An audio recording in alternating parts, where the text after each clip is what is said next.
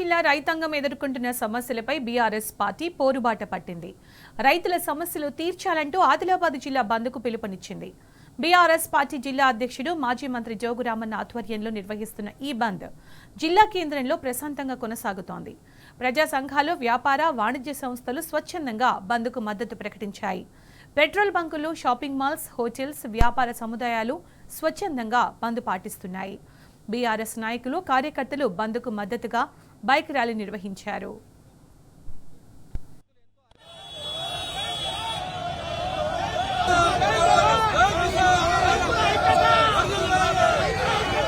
బయటకు వచ్చే పరిస్థితి లేదు.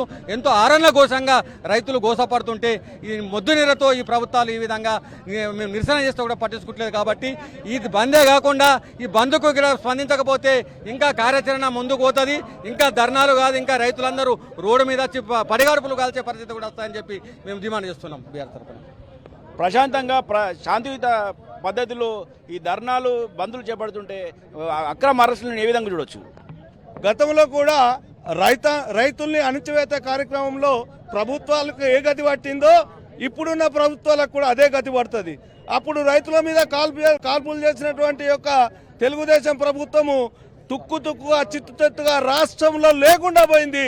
ఇది కూడా కాంగ్రెస్ ప్రభుత్వము రైతులను అణిచివేత కార్యక్రమం చేస్తే పుట్టగతులు ఉండవు. అట్లాగా కేంద్ర ప్రభుత్వం కానీ రాష్ట్ర ప్రభుత్వం కానీ రైతాంగాన్ని అణిచివేసే ప్రయత్నం చేస్తూ ఉన్నది. ప్రజాస్వామ్య పద్ధతిలో మా యొక్క హక్కులను తెలియజేస్తూ ఉన్నాము. మేము పండించిన పంటను కొనమని చెప్పి డిమాండ్ చేస్తూ ఉన్నాము. కానీ ఇక్కడ ఉన్నటువంటి నాయకులు, ప్రభుత్వం పరిపాలించే నాయకులు ఎవరు కూడా ప్రజలకు అండగా లేకుంటే ఇవాళ బీఆర్ఎస్ ప్రభుత్వము జోగు రామన్న ఇవాళ ప్రజలకు రైతులకు అండగా ఉంటే ఆయనను అక్రమ అరెస్టులు చేసి నిర్బంధించడం జరిగింది. కాబట్టి కాంగ్రెస్ ప్రభుత్వానికి రైతాంగం తప్పక బుద్ధి చెప్తుంది. ఇప్పటి వరకు అయితే రైతుల యొక్క పండించిన పంటను కొనుగోలు చేయరు. అప్పటి వరకు బీఆర్ఎస్ ప్రభుత్వము, బీఆర్ఎస్ రాష్ట్ర జిల్లా అధ్యక్షుడు జోగురామన్న రైతాంగం పట్ల ఉండి ఈ యొక్క ప్రభుత్వాల బెడలు వంచైనా కానీ పండించిన గింజ వరకు, మిగిలిన గింజ వరకు కొనే ప్రయత్నం చేస్తాం. తప్పకుండా కొనే వరకు కూడా ప్రభుత్వం మెడలు వస్తామని చెప్పేసి డిమాండ్ చేస్తా ఉన్నది. ఈ బంద్కు ప్రజల మద్దతు ఏ విధంగా ఉంది? ప్రజలు సంపూర్ణంగా శాంతియుతంగా అందరూ వస్తే పోలీసులు అక్రమాల కేసులు పెట్టి ఎక్కడక్కడ తోలను బంద్ చేసుడు.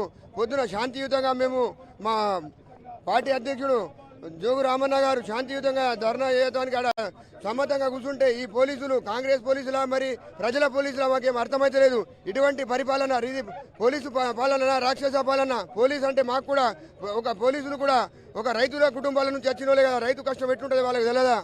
ఇటువంటి దుశ్చర్య మానుకొని రైతులకు కొంచెము మద్దతు ఇవ్వాలని పోలీసు వాళ్ళకు కూడా మేము విన్నవించుకుంటున్నాం. ఎందుకంటే పోలీసులు కూడా ఒక రైతు కుటుంబాల నుంచి వచ్చిన వాళ్ళు. రైతులు అంటే ఇంత చిన్న చూపు ఎందుకు? ఇవాళ జోగు రామన్న మాట మీద మేమందరం ఇంత శాంతియుతంగా చేద్దామంటే ఇన్ని ఇబ్బందులు తలపెడుతున్నారు పోలీసు వాళ్ళు. మేము దయచేసి ఒకటే మాట చెప్తున్నాము, ఇవాళ ఇట్లా చేస్తున్నాము కానీ రేపటి నుంచి ఇట్లయితే మరి ఇంకా